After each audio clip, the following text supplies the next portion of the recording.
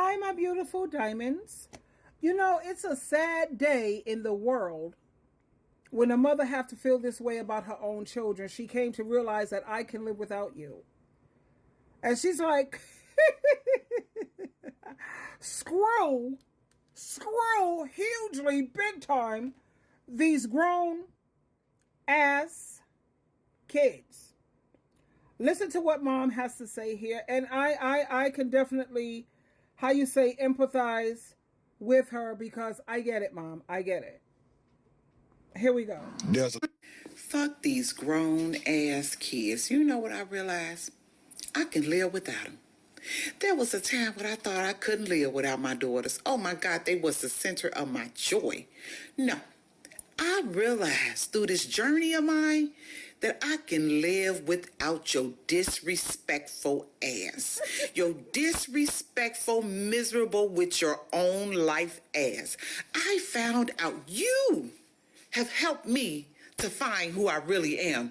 And I found out I don't need you in my life. I don't want your toxic ways, your toxic views. I don't want you in my life. I don't need to see you. I don't need to see my grandkids. They are not mine. They are yours. You do with them as you please. But one thing you have shown me and gave me the strength to do is to move away from you, to move away from you, not to move in silence, because my moving gonna be loud. You gonna see me turn my back and never turn around again. Fuck these grown ass kids, and thank you for showing me that I can live without you. Fuck these grown ass kids. How many parents can definitely relate with this lady here? I can. And you notice she says she's speaking about her two daughters. I don't know if you guys are familiar with the Karamo show, Karmo, where they had this mother who was paralyzed, right? She was in an accident or whatever, something happened in the home, and she ended up in a wheelchair. And she had a daughter who, because the mom is in a wheelchair now, she's just taking full advantage. So, she doesn't want to go to school. She's getting piercings and tattoos. She's 14. The mother gives her chores in the house to do, and she's talking about how unfair her mother is and how her mother's always nagging her and always getting on her last nerve, what have you.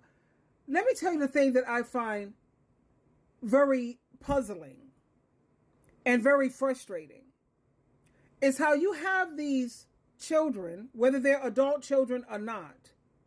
Now, the Bible says to respect and to honor your parents. Honor them means to treat them with very high value. A lot of people know the respect part, but they don't know the honor part. What does that consist of? Do your research. What does it mean, and how can I honor my parents? These women have no problem. They'll tell you in a minute how they will be submissive, obedient, because what does submissive mean? Look it up. It means obedient. They want to be obedient to some dusty man. But when it comes to being obedient to your parents or being obedient to your mother, they have a huge issue with that. I'll never for the life of me understand that. That's like jumping out of the frying pan straight into the fire. Because at least, once you become an adult, your mother, she's not so on top of you, like, come home or whatever. Just let me know if you're not coming home. That's fine, so I know you're safe. And that's about all you have to report to me. You move into this home with this man. He wants to tell you what you can do. He wants to tell you what you can't do, what you can wear, what you can't wear, what you can, what you can't wear, who you can hang out with, who you got. He wants to control you completely, and you have no problem being obedient to him, but you have an issue being obedient to your parents. Maybe one of my diamonds on here could help me understand that and help me get that. And then when it comes to these daughters, let me tell you what freaks me out also is I think about my children's father and how he was able to just move on from his children. I never denied my children's father access to his children. And I don't think no woman should do that, because you have a lot of women, they try to hurt the man by moving the kids. Don't do that, because children need their father. That's very important. But when he left, And I asked him, how is it able? Kids, you know what I realized? How are men able to just abandon their children so easily? You know, runaway fathers, and they don't even look back. They don't care. You know what he told me? And it woke me up. It goes to show how men are very logical and very sensible. He said, I'm not going to give up my life for these kids because they're not going to give up their life for me. And what he meant by that is he looked around and he could see how these adult children treat their parents when they become adults. These children don't make you a priority. Most of the time, they don't even call you. They don't visit you.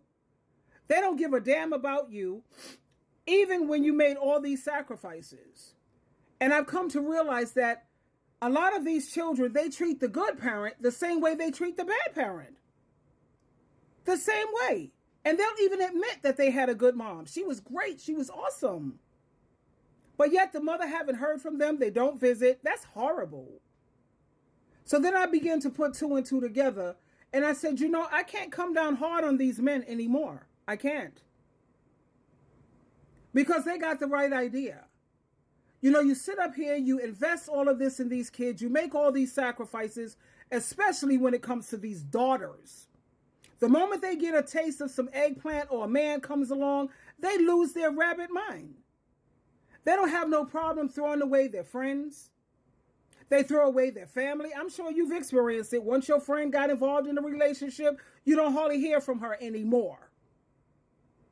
She don't have no problem being obedient and submissive and being under his thumb, but let her parents tell her something and it's a huge, huge issue.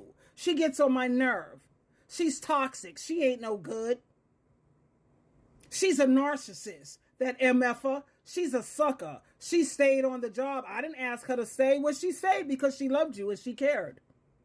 And how do you reward your mother for staying on the job? Because Dad, he was smart, dude. He was gone. You know when Dad comes back? When all the hard work is done. And then he gives the child a sob story. You know, I was young and I was inexperienced and I didn't have my stuff together, you know, and I know I was wrong and I'm sorry about that. And guess what? These adult children fall for it every time, especially these females. That's all he has to do. Come back with a sob story and he's in there like swimwear. But like this mother said, honey, screw these adult children. And that's one of my pet peeves. As you know, I have several videos on mothers and how you are greatly appreciated because you're doing the hardest job in the world. You're doing a job that you're not supposed to be doing according to Ephesians chapter 6 verse, what is it, Ephesians 6:4? Father's supposed to be doing this and yet you stepped up. And what do you get in return? Ask your daughter or ask most of these females, I'm going to call them that for being disrespectful. If your mother was in the water drowning and that man you with was drowning and you could only save one, you're an expert swimmer. Who do you think you would jump in there to save? Would you jump in there to save your mother? You know, the one who caused the reason you're breathing? She didn't have an abortion. She didn't take the morning after. She gave birth to you and stood it up. Who would you jump in that water to save? And I bet you if they was honest, they would jump in there to save that man, that eggplant, baby. They wouldn't jump in there to save you. That's why my kid's father said what he said. I'm not giving up my life for them because trust and believe, sweetheart, they damn sure wouldn't do it for me. Twinkle, twinkle, twinkle. I hear you, Ma. Say it again, girl. Fuck these grown-ass kids. You know what I realized? I can live without them. There was a time when I thought I couldn't live without my daughters. Oh, my God, they was the center of my joy. Yep. No, I realized through this journey of mine that I can live without your disrespectful ass. Your disrespectful... I'm not going to even say disrespectful. I'm going to say ungrateful, lack of appreciation, and yeah, we have learned. We can live without your ass. How's that? Twinkle, twinkle, twinkle. Bye now.